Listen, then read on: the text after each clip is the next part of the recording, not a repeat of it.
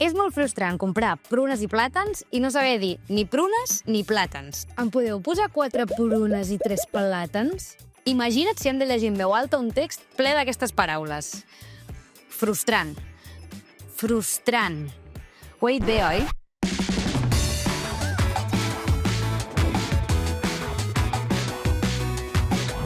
Programa, trufa, tren, grau... Són paraules que costen de pronunciar. Pot ser que hagi dit pronunciar? Sovint els grups consonàntics difícils són els que comencen per pl, com a plàtan, pr, com a pruna, dr, com a drac, tr, com a trompeta, br, com a brúixola o gr, com a grapadora. Ja podria tenir un cognom fàcil de pronunciar, jo. També hi ha qui li costa la R forta, també hi ha qui li costa el so xeix, la L doble.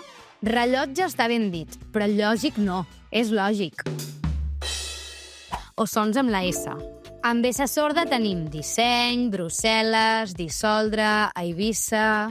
En canvi, amb S sonora tenim cesària, presumpte, fisiològic...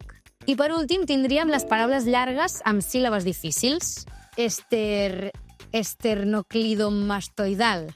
O paraules que combinen totes les anteriors. Què podem fer si a la teva meravellosa lectura en veu alta i detectem aquestes maleïdes paraules? Respirar, comptar fins a 3 i somriure com si res? Bé, això també hi ajuda, però el més important és practicar a poc, síl·laba per síl·laba, sense pressa. Si exageres el so i jugues amb la veu, potser no et sortirà directament a la primera, però a la segona potser sí. Un altre truc que et pot ajudar és marcar les paraules complicades. I prendre't el teu temps. Va, provem-ho. Mentre estava preparant el programa de ràdio, em vaig adonar que el text era ple d'erres. L'havia de llegir amb gràcia, valentia i energia, però, és clar, em feia falta practicar. El principal problema era el temps. Pràcticament no en tenia. Allò era pitjor que una tragèdia grega. Cal abocar tot l'esforç en aquestes paraules més complicades i assajar-les tantes vegades com faci falta. Hi ha un recurs que et pot ser molt útil. Escriu-te la paraula complicada separada per síl·labes i en majúscula. Problema. Problema. I així evitem problemes. Un bon truc és començar amb sons. Prr, pl, grr, l. O paraules senzilles i anar complicant-les a poc. Al final és com fer gimnàstica per la boca. Pla, pla, plàtan. Prr, prr, pruna. Aquestes recomanacions no només et seran útils a l'hora de llegir textos, també t'ajuden quan parles de pressa, en presentacions o quan vols que allò soni de debò. És important fixar-nos on col·loquem la llengua a la boca quan pronunciem determinats sons. On la col·locaríeu, per exemple, per fer la R? Quan combinem la R amb la P, com a programa, ens costa perquè la primera lletra, la P, és un so bilabial i la segona és alveolar, que vol dir que la punta de la llengua ha d'anar darrere de les dents. Són canvis que hem de fer en molt poc temps i per això necessitem ser gairebé uns malabaristes. Catalunya està dividida entre els que saben pronunciar la Ella...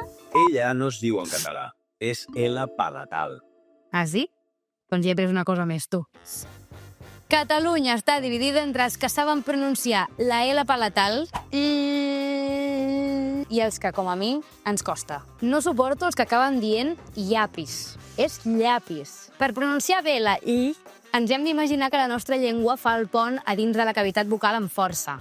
I ara et toca a tu practicar. Aquí tens el text que he escrit per llegir en veu alta.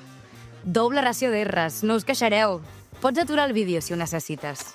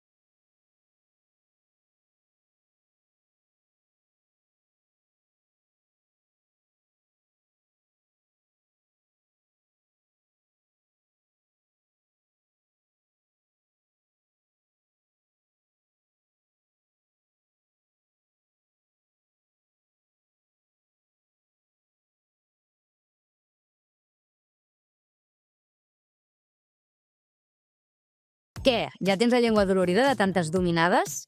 Diuen que els plàtans i les prunes van bé per les fiblades.